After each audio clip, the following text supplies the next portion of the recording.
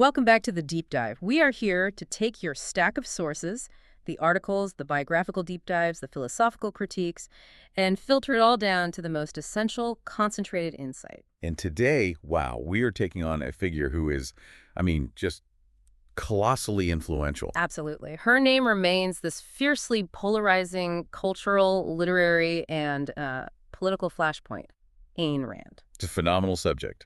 We're exploring the life and work of Alisa Zinovyevna Rosenbaum, that was her birth name, who lived from 1905 to 1982. And that's a crucial distinction, isn't it? Because Rand wasn't just a writer. No, not at all. She was a Russian-American philosophical architect.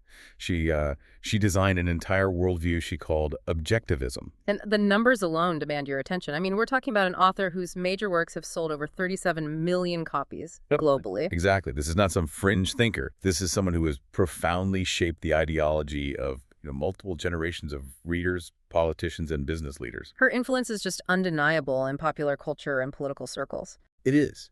Yet that's where the primary contradiction of her legacy immediately surfaces. For decades, the professional academic philosophy community, they largely ignored, dismissed, or actively rejected her work. Why was that? Mostly due to perceived methodological weaknesses. So she captivated the public while being simultaneously, you could say, exiled from the intellectual establishment. And that tension, that gap between mass appeal and academic rejection, that's the thread we're going to pull throughout this deep dive. Right. Our mission is to unpack the essence of objectivism, tracing its origins in Bolshevik Russia, charting its ascent through American literature, and analyzing how her radical defense of rational self-interest and laissez-faire capitalism continues to resonate and provoke. So to set the stage, let's look at the core of what she was advocating. Objectivism, at its most concentrated, it demands four things. Okay, what are they? First, an absolute acceptance of reason as the only path to knowledge. Second, ethical egoism, rational self-interest as the only moral code. A complete rejection of altruism. A complete rejection. And fourth, laissez-faire capitalism as the only moral political system defined strictly as one that protects individual rights, especially property rights, and bans the initiation of force. That sounds like a perfectly consistent, if, fiercely rigid architecture. It does on the surface. But the source material is quick to highlight that the woman who created this system of absolute independence had a life full of compromises and contradictions. Which make her impossible to place in a single ideological box. They really do. While she was the ultimate anti-statist condemning collectivism and the welfare state, her whole career, her specific stances often defied categorization. She was an uncompromising atheist, for one. Right. Yet she was deeply influential among conservative, often religious Republicans. She championed abortion rights, a progressive stance even now, but then she fiercely defended the rights of European colonists to take American Indian land. Characterizing them as taking land from savages. It's jarring. And then, of course, the monumental career-defining paradox that looms over her later life. The philosopher of the heroic, self-sufficient individual who, after a lifetime of railing against government handouts, quietly enrolled in the very systems she despised. The irony is almost too perfect. After fighting the state for decades, in 1976, following lung cancer surgery, she signed up for Social Security and Medicare. It's the ultimate collision between philosophical principle and human need. And we will keep coming back to that tension, because it encapsulates the central conflict in her work. Before we embark on this journey from St. Petersburg to the height of American literary fame, let's acknowledge the richness of our sources. We have a portrait of Rand that is anything but monolithic. It's very detailed. We have deep biography, analysis of her complex relationship with the early objectivist movement, and comprehensive discussion of the critical debates around her philosophy. So this lets us move beyond simple hero worship or simple dismissal and build that nuanced picture we promised. Let's begin with the crucible that forged her philosophy.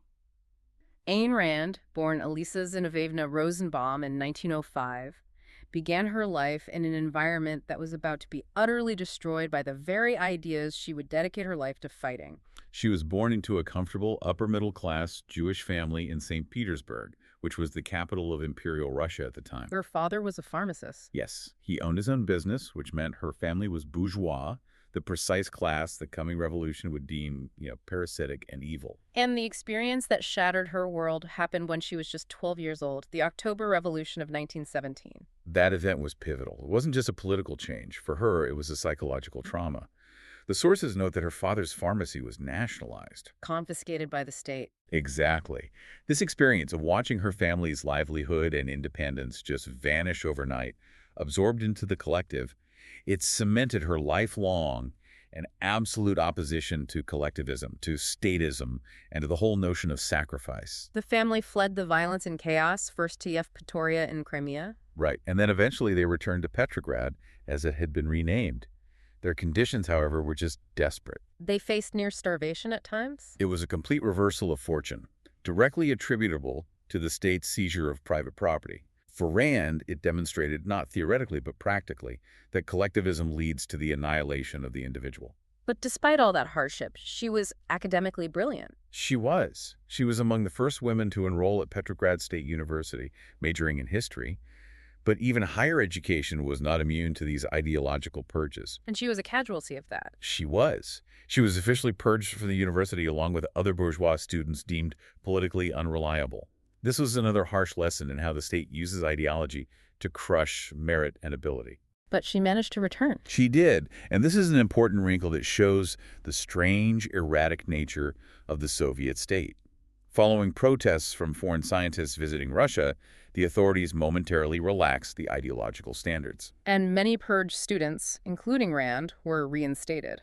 It was a brief victory for rationality, or maybe just pragmatism over pure ideology. After graduating, she studied screenwriting at the State Technicum for Screen Arts in Leningrad, and it was during this time she published her first work. A monograph, in Russian, about the silent film star Pola Negri. And crucially, this is when Alisa Rosenbaum took the name Ayn Rand. The sources suggest she chose Ayn just because she liked the name. Right. Its origin is debated, and Rand was short for a name on her mother's side. It was a necessary reinvention. She left Russia in late 1925 on a visa to visit relatives in Chicago, fully intending to stay. She was escaping. She was. She arrived in New York City in February 1926, becoming a permanent resident in 1929 and a citizen in 1931. She found her freedom, but the sources paint a truly tragic picture of the fate of the family she left behind. It's heartbreaking. Despite her attempts to help them emigrate, her parents and sisters were trapped. Her father died in 1939, and later her mother and one of her sisters tragically perished during the brutal 872-day siege of Leningrad during World War II. So her personal loss cemented her view of Soviet statism as a literal death mechanism. Completely. So she arrives in America, the one country she viewed as morally correct due to its foundation in individual rights. She quickly established herself in Hollywood, where she met her future husband, Frank O'Connor. Her initial career was a struggle, though. Yeah. She sold a screenplay, Red Pond, in 1932, but it was unproduced. Her first real public success was the play Night of January 16th, which made it to Broadway in 1935. And this play had a fascinating, unique element that perfectly aligns with her philosophy of choice and consequence. It really did. It was a courtroom drama, and every night the production selected a jury from the audience. From the audience, wow. Yes. And that jury's verdict, guilty or not guilty, determined which of two distinct pre-written endings would be performed. The audience, as individuals, had the power to determine the final moral reality of the play. That's a dynamic, almost participatory commentary on individual judgment. Absolutely. Following that success, she published her first novel, We the Living, in 1936. This novel is the most directly autobiographical. It's set in Soviet Russia, focusing on the inevitable, crushing conflict between the independent spirit and the state's demands for total conformity. But initial sales were slow. Very slow. The American publisher let it go out of print, but the sources highlight its eventual massive success. After she became famous, a revised edition in 1959 sold over 3 million copies. It showed the market had finally caught up to her vision. She then briefly paused her work on her next big novel to write the concise, chilling novella Anthem in 1937. Anthem is pure objectivist allegory. It shows a dystopian world where collectivism has achieved total victory. The individual has ceased to exist conceptually. The word I is literally erased from the language. It is. It's replaced by we and the collective identity. The protagonist, Equality 72521, and his love interest, Liberty 53000, they escape to rediscover the word I, and with it, the soul and independence of man. It's a powerful, accessible piece of propaganda, if you will, for her ideas. It is. And like We the Living, it struggled initially. It was first published in the UK, but the revised 1946 American edition also became a massive seller, moving over 3.5 million copies. So she had established this clear pattern. Her ideas were slow to catch fire, but once they did, they became explosive bestsellers. Exactly. Which brings us to the novel that truly launched her into the stratosphere of American cultural consciousness, The Fountainhead, published in 1943. This is the story of Howard Rourke, an architect whose uncompromising professional integrity is the battleground for his soul. He refuses to modify his designs for anyone rejecting the judgment of others. He stands against the second-handers. Right, those who derive their value and existence not from their own productive work, but from the approval, envy, or opinions of others. The sources detail the legend of its acceptance. It was rejected how many times? 12 times.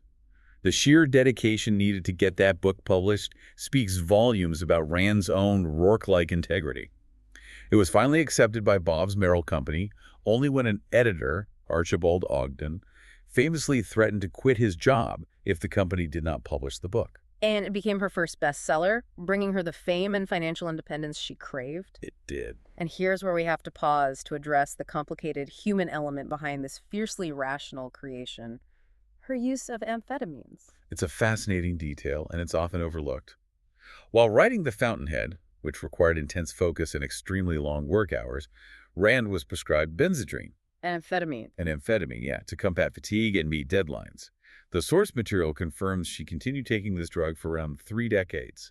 30 years of amphetamine use while building a rigorous philosophical system based on pure, objective, clear reason. I mean, that adds a genuine layer of complexity and human messiness to the myth of the hyper-rational philosopher. And biographers note that this sustained use likely contributed to the legendary mood swings and sharp, often brutal outbursts described by her associates later in life. It certainly challenges the image of the fully self-controlled rationalist. It suggests that even the greatest champion of reason sometimes relies on chemical aid to maintain the required output. As the book took off, the 1940s marked her pivot into active political involvement. She and Frank O'Connor devoted significant time to Republican Wendell Willkie's 1940 presidential campaign. And this political work was crucial because it introduced her to the budding intellectual movement focused on free markets. She found herself amongst intellectual allies like the journalist Henry Hazlitt. Right, who introduced her to the famed Austrian school economist Ludwig von Mises. And Mises was deeply impressed by her. He was, even if he disagreed with her philosophical foundation, particularly her atheism. He famously called her the most courageous man in America, a quote she loved because, as she explained, it used the word man in the sense of a rational human being, not just a gender description. She also befriended writer Isabel Patterson, another foremother of modern libertarian thought. A really important intellectual circle was forming around her. She returned to Hollywood as a script doctor and screenwriter, and this placed her directly in the path of the Second Red Scare. This was 1947. And she became involved with anti-communist groups like the Motion Picture Alliance. She testified as a friendly witness before the House Committee on Un-American Activities, HUAC. So for our listeners who might not be familiar with the specifics of HUAC, what exactly was the context of her testimony? Well, HUAC was conducting these highly controversial investigations into alleged communist influence within the American film industry. Rand, as a fierce anti-communist who had lived through the Soviet regime, was invited to analyze films that allegedly contained communist propaganda. And the specific film she targeted was Song of Russia from 1944? Yes. She testified that the film grossly misrepresented life in the Soviet Union. She detailed how it portrayed the Soviet system as a happy, productive, almost utopian place. Completely glossing over the forced poverty, suppression, and suffering that she had personally experienced. Exactly. She spoke as an eyewitness against Hollywood's romanticization of communism. However, the sources indicate she had a nuanced view of the entire process, even if she fully supported the goal of fighting communism. That's the crucial detail. While she was a staunch anti-communist, when questioned later about the overall effectiveness of the HUAC investigations, Rand characterized the entire process as ultimately futile. She always maintained a deeply cynical view of government power, even when she agreed with its temporary aim. Always. And finally, her own film success with The Fountainhead in 1949. It was a success. But despite the film using her screenplay with minimal alterations, Rand absolutely loathed the final product. She complained about everything: the editing, the acting, the direction. So another illustration of her unyielding nature. Yes, she had a specific heroic vision, and any divergence from that vision, even when it was successful, was treated as a failure of integrity. Following the massive success of her fiction, Rand's identity truly crystallized. She transitioned from a successful novelist who held philosophical views to the leader of a burgeoning philosophical movement.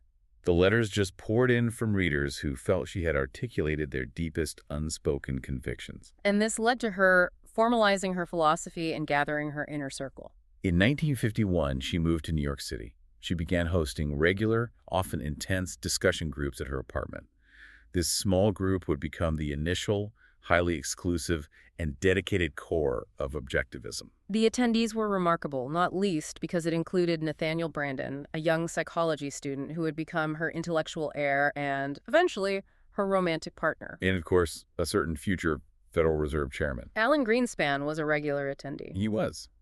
The group also included Leonard Peikoff, who would eventually become her intellectual heir and executor. This gathering was the birthplace of Objectivism as a formal, organized movement. This period also features the complex and intensely scrutinized romantic affair she initiated with Nathaniel Branden in 1954. The sources detail that this was not a simple clandestine affair. Both Rand and Branden felt obligated, or maybe intellectually compelled, to inform their respective spouses, Frank O'Connor and Barbara Branden. It sounds like an attempt to apply the logic of objectivism, rational, non-sacrificial self-interest, to the extremely messy realm of human relationships. It was an intellectual justification for a deeply emotional choice.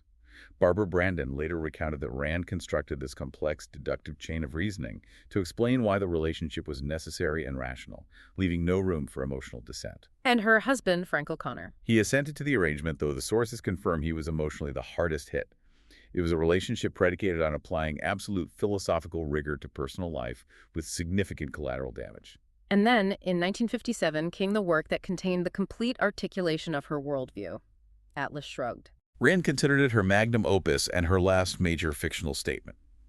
She defined the novel's theme as demonstrating the role of the mind in man's existence, and, as a corollary, the demonstration of a new moral philosophy, the morality of rational self-interest. Let's delve a bit into the plot, because it is the ultimate vehicle for her ideas. It's set in a dystopian United States collapsing under the weight of an overly regulated collectivist bureaucracy. The critical plot device, the strike. The nation's most creative and productive individuals, the thinkers, the industrial titans, the inventors, the artists, are systematically persecuted and penalized for their success. But they don't fight back with violence. No. They simply withdraw their intellectual power. They go on strike and retreat to a hidden utopian valley. They are stopping the motor of the world. And this is where the objectivist thesis is fully articulated in that famous nearly 60-page monologue. Delivered by the strike leader, John Galt. That monologue is the ultimate intellectual assertion of her philosophy. It is a comprehensive nonfiction essay embedded within a novel, detailing objectivism from metaphysics to politics. The sheer scale of that commitment to philosophical exposition within a fictional work is just remarkable. It's unheard of, really. The novel was an immediate international bestseller, finding an enormous audience. But the intellectual reception was, brutal. Hostile is an understatement. The critical reception was overwhelmingly negative, which profoundly discouraged and depressed Rand. The disparity between her popular success and her intellectual rejection pushed her to focus entirely on nonfiction. And this shift led to the formalization of the objectivist movement. Yes, Nathaniel Branden established the Nathaniel Branden Institute, or NBI, in 1958, and later they co-founded the Objectivist newsletter in 1962.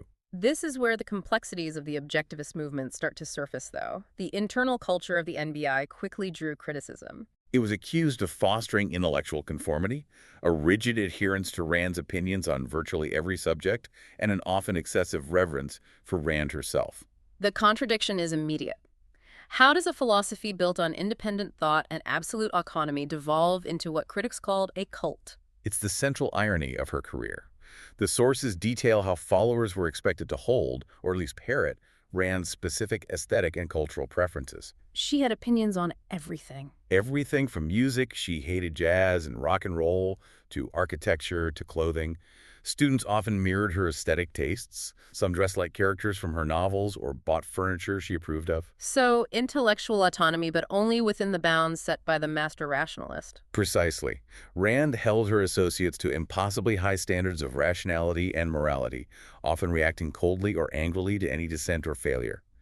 This attempt to impose absolute control over the thinking of others, even if justified in the name of objectivism, contradicts the very notion of self-sovereignty that the philosophy was built upon. The freedom from the state seems to have been replaced by intellectual dependence on the philosopher.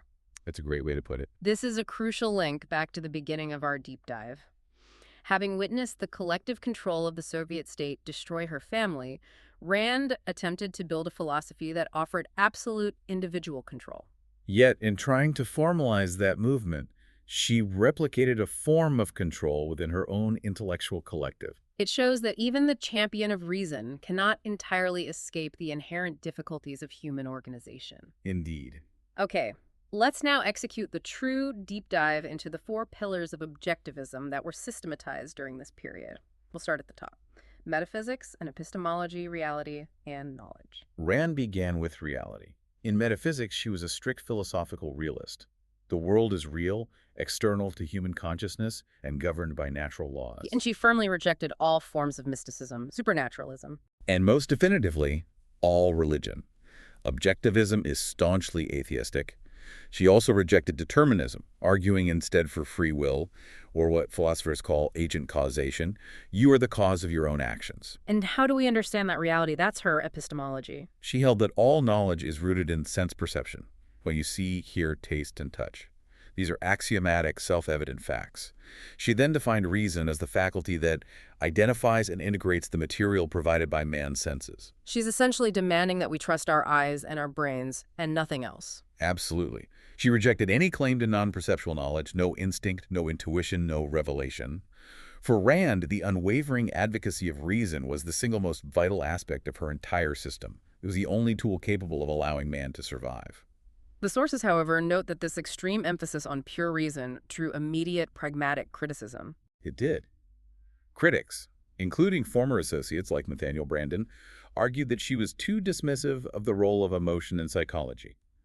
By setting the standard for morality in life as perpetually consistent rationality, she created an unrealistic expectation for normal human behavior. She seemed to view emotion not as a product of internalized values, but as an irrational error to be immediately corrected by logic. Exactly. That brings us to her controversial ethical system. Rational egoism, which she famously branded the virtue of selfishness. This is perhaps her most misunderstood pillar.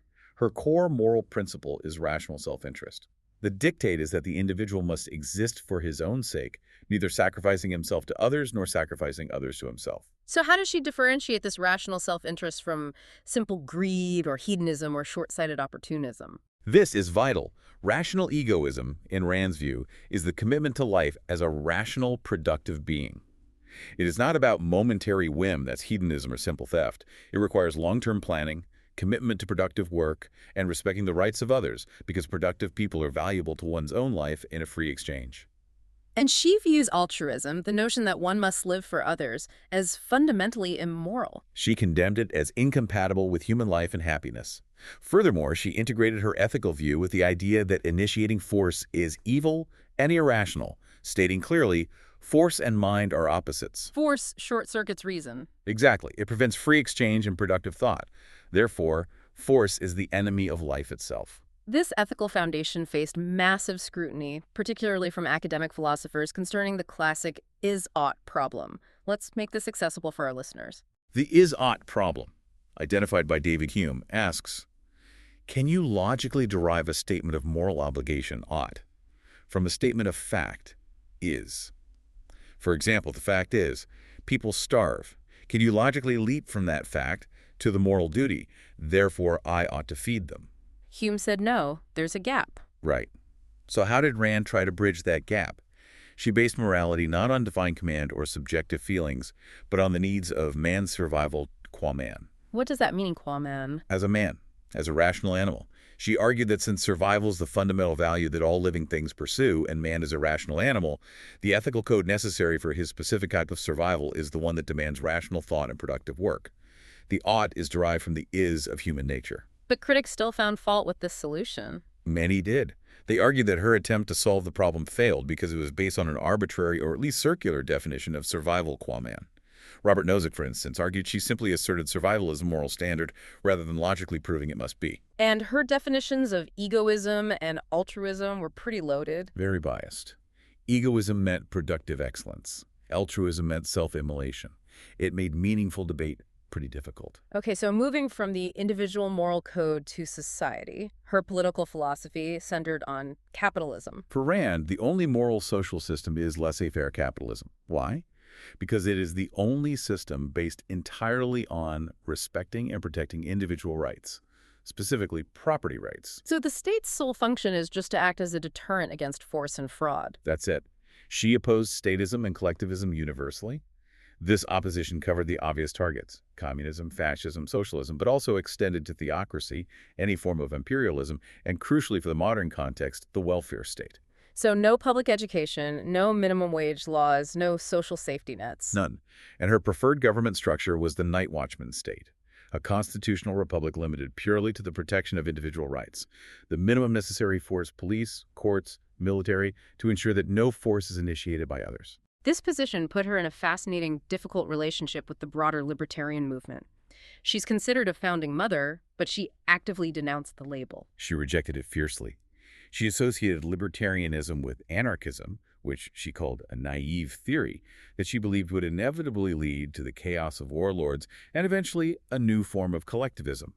She preferred the term radical for capitalism. Yet, even within the libertarian camp, critics saw a logical inconsistency in her limited government approach. They did. Libertarians like Roy Childs argued that if she truly believed the initiation of force was the ultimate evil, then logically that opposition should extend to opposing the very existence of the state itself, which holds a legal monopoly on force. They argued her principles should lead to philosophical anarchism. Inexorably, yes, not the limited state she advocated. Finally, let's consider how she brought these dense concepts to life. Her aesthetics, which she termed romantic realism. This is key because her philosophy was disseminated through fiction, not academic journals. She defined romantic realism as presenting the world not just as it is, simple realism, but as it could be and should be. Her fiction provided a moral ideal. A vision of the heroic man in a perfect context. This required highly stylized characterization and plotting. Indeed. Her protagonists, the Rourkes and the Galts, are always heroic, competent, uncompromising, and typically physically attractive, representing the human ideal. Conversely, her villains, the collectivists and mediocrities, are often described as physically unattractive, weak, or incompetent. She even used specific literary devices, like giving her villains negatively suggestive names, like the bureaucrat Wesley Mosh in Atlas Shrugged. It's a deliberate choice to use fiction as a moralizing tool, where philosophical virtue aligns with physical beauty and competence. And plot structure was essential. Her novels are known for tight, elaborate, fast-paced plotting, often featuring romantic triangles as a device to test the moral integrity of her characters. She admired Victor Hugo above all, calling him the greatest novelist, specifically for his ability to combine high romance, moral themes, and intricate plotting. Scholars also note possible influences from 19th century Russian literature. Yes, particularly the symbolists, and even Nikolai Chernevsky's What Is to Be Done, whose radical heroic characters may have provided an early template for her own individualists. The publication of Atlas Shrugged marked the zenith of her creative life, but the years that followed were dominated by the cultural movement she founded and the personal conflicts that would ultimately fracture it. Let's return to the internal dynamics of the Nathaniel Branden Institute. The NBI became the engine room for objectivism, but the culture fostered there became increasingly restrictive, leading to that cult label. We're talking about a philosophical movement where the followers were expected not just to agree with the core tenets, but to conform to the leader's personal judgment on everything. It's just so difficult to square this demand for aesthetic and behavioral conformity with a philosophy that champions individual autonomy above all else. It creates a fascinating paradox. The sources highlight that Rand often used her philosophical authority to issue judgments on the private lives of her associates. This generated an environment where fear of philosophical or personal repudiation led to intellectual self-censorship. And ultimately, a form of dependency that undermined the core message of independence. Exactly. Beyond her inner circle, Rand was also aggressively wading into the contentious political and social issues of the 1960s and 70s, taking stances that frequently confused and alienated potential allies. She truly was a philosophical free agent. She maintained her staunch support for capitalism and her opposition to the military draft in the Vietnam War, positions that appealed to libertarians. Yet she held several socially liberal views, particularly her firm defense of abortion rights based on the principle of bodily autonomy. And her unwavering atheism, which instantly clashed with the rising moral majority wing of the Republican Party. And then there are the positions that continue to generate massive controversy and require impartial reporting, specifically her views on international conflict and indigenous land rights. Absolutely. During the 1973 Yom Kippur War, she explicitly supported Israel against the coalition of Arab nations, referring to the latter polemically as savages who had no culture to speak of. And even more contentious were her comments on American Indian land rights. She argued that the European colonists, as the representatives of a superior rights-protecting civilization, had the moral right to take land from the Native Americans, whom she characterized as merely utilizing the land, not establishing true property rights or a civilized society. These stances clearly demonstrate her tendency to apply her philosophy in the starkest possible black and white terms. It's the unforgiving nature of objectivism, as she interpreted it. It left no room for nuance, tradition, or cultural complexity. This brings us to the devastating end of her intellectual and personal partnership with Nathaniel Branden in 1968. This was a seismic event that destabilized the entire objectivist movement. The romantic involvement between Rand and Branden had already ended. But the final rupture occurred when Rand discovered that Branden had begun a new affair with Patricia Scott. A relationship he and Barbara Branden had hidden from Rand for some time. Yes, and this was an act of dishonesty. For a philosopher who held rational truth and honesty as supreme virtues, the betrayal was absolute. It was unforgivable. Completely. She immediately terminated all relationships with both Brandens. She publicly repudiated Nathaniel Branden in a widely circulated article in the Objectivist newsletter, citing his dishonesty and irrational behavior in his private life. And the scandal ultimately led to the dissolution of the NBI. It did, demonstrating that the Objectivist collective, built on the premise of absolute rationality, was destroyed by a very human act of deception. The end of her life provided the ultimate commentary on her philosophy. It's the point that always fascinates listeners because it brings the philosophy down to earth. Yeah. In 1974, she was diagnosed with lung cancer after decades of heavy smoking. Just 2 years later, in 1976, she made the choice that seemed to repudiate her entire life's work. Despite decades of relentless vocal opposition to any form of collectivist government-run welfare program, she was officially enrolled in and claimed benefits from both Social Security and Medicare.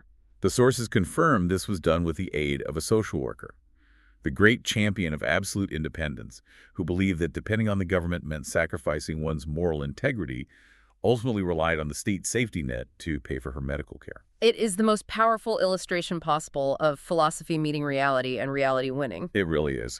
Rand died of heart failure in 1982. Even her funeral was designed to make a final philosophical statement. It was theatrical, perfectly fitting her romantic realism aesthetic. Her funeral featured a towering 6-foot floral arrangement in the shape of a $sign, a final provocative emblem of her defense of capitalism. She named Leonard Peikoff, one of her loyal associates, as her heir and successor. She did. So how does the world she left behind reconcile the woman, the novelist, and the philosopher? We need to look at the massive chasm between popular adoration and professional academic dismissal. The initial literary reception of Atlas Shrugged set the tone for the academic view. Right. The reviews were notoriously, personally hostile. The most infamous was Whittaker Chambers' review in the Conservative National Review. What did he say? He accused Rand of promoting a godless system and made the shocking hyperbolic comparison, saying that from her pages, a voice can be heard commanding, "To a gas chamber go." Wow. And Rand was so incensed that she cut off all contact with National Review's editor, William F. Buckley Jr. after that. She was. The philosophical establishment was less histrionic, but perhaps even more dismissive. Right. Rand did not engage in academic discourse. She viewed almost the entire history of philosophy after Aristotle as a mistake. She particularly targeted Immanuel Kant, whom she once called the most evil man in mankind's history.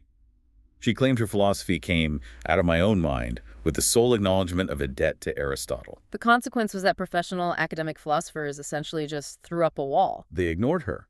Her work was rejected due to a perceived lack of methodological rigor, her often polemical style, and her fierce rejection of consensus philosophy. The 2012 update to the Stanford Encyclopedia of Philosophy noted that only a few professional philosophers have taken her work seriously. They deemed her a non-person in serious philosophical circles. Essentially, yes. But the sources indicate that this academic wall is finally beginning to crack, partially due to her massive, undeniable popular influence. Since her death, academic interest has grown substantially. There's been a noticeable explosion of scholarship since the year 2000. Peer-reviewed journals dedicated to her work were established. The consensus among some scholars is that her sheer cultural footprint means philosophers can no longer afford to simply dismiss her. They have to treat the Ayn Rand phenomenon seriously and offer well-reasoned refutations rather than just silence. The popular influence, of course, never needed refutation. Let's return to those 37 million books sold. That readership translates into lasting cultural power. A 1991 Library of Congress survey found that Atlas Shrugged was the second most influential book in club members' lives, second only to the Bible. Second to the Bible, that's a profound metric of a novelist's ability to shape a fundamental worldview. It is. And she is, despite her own objections, inextricably linked to the modern political right and the libertarian movement. She remains the ideological gateway. She is considered one of the three most important women in the early development of modern American libertarianism, alongside Rose Wilder Lane and Isabel Patterson. David Nolan, a founder of the Libertarian Party, claimed flatly that the movement would not exist without her influence. She is constantly cited by those who call her the most widely read libertarian and the ultimate gateway drug to life on the right. It's fascinating how she maintains deep conservative ties, despite her ideological opposition to their religious and social stances. This is the genius of her political appeal. She offered a ferocious, uncompromising defense of capitalism and individualism that provided intellectual legitimacy to politicians seeking to cut government spending and regulation. She was called the Reagan administration's novelist laureate in a 1987 New York Times article. And countless Republican politicians continue to cite her, focusing on her economic views while quietly ignoring her atheism and her pro-choice stance. Exactly. They cherry-pick what works for them. The most recent major cultural resurgence came during the 2008 global financial crisis. That crisis provided a powerful cultural moment for her work. The collapse renewed interest, with her works jumping back onto bestseller lists.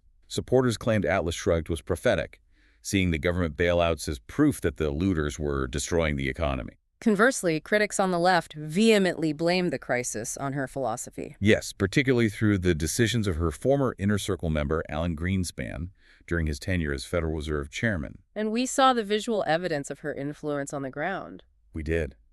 Signs referencing her hero, John Galt, became common fixtures at Tea Party protests, underscoring her enduring role as a central symbol of anti-government, anti-bailout sentiment. She provides the intellectual vocabulary for modern American populism on the right. And her educational legacy continues to grow, ensuring new generations encounter her work. The Ayn Rand Institute, established by Leonard Peikoff, operates a massive educational program. They distribute millions of free copies of her novels, particularly Anthem and The Fountainhead, Two Teachers, for use in secondary schools across the U.S. and Canada. By 2020, they had distributed over 4.5 million copies. That guarantees her a continued place in the cultural conversation. It does. And the Objectivism movement itself, fractured by the MBI scandal, nonetheless persisted. Leonard Peikoff co-founded the Ayn Rand Institute to promote the official interpretation of Objectivism. But a major ideological split occurred when David Kelly founded the Atlas Society in 1990. Right, focusing on what they call open Objectivism, allowing for more discussion and less rigid adherence, which shows that even within her own movement, the question of autonomy versus control remained paramount. We began this deep dive discussing the stark contradictions in the life of a woman who demanded the world be seen in black and white. We've traced her journey from the crushing collectivism of Bolshevik Russia, which she saw annihilate her family's independence, to her creation of a philosophical system that remains a dividing line between massive popular influence and academic dismissal. Her ultimate power lay in her unique ability to fuse fiction and philosophy, creating heroic narratives, romantic realism, that allowed her to disseminate rigorous, demanding ethical and political principles to a vast audience that traditional philosophy could never reach. So what does this all mean for you, the listener? We documented how Objectivism was built entirely around the heroic, self-sufficient individual who must achieve absolute independence and never sacrifice his existence or rely on the state. Yet the sources confirm that this philosopher of absolute self-sufficiency ultimately relied upon the very system, Social Security and Medicare, she intellectually condemned. This raises the ultimate provocative question for you to mull over. If absolute uncompromising independence is the highest moral virtue, the very definition of the objectivist hero, does this imply that all human dependence is inherently flawed? Does the necessity of dependence, whether on a community safety net, the support within a family, or the social fabric that maintains even a capitalist infrastructure, prove that the ideal of the fully autonomous individual is impossible? Can any person, even a philosophical titan who has rejected the collective at every turn, truly escape the universal human necessity of some level of mutual organization and support?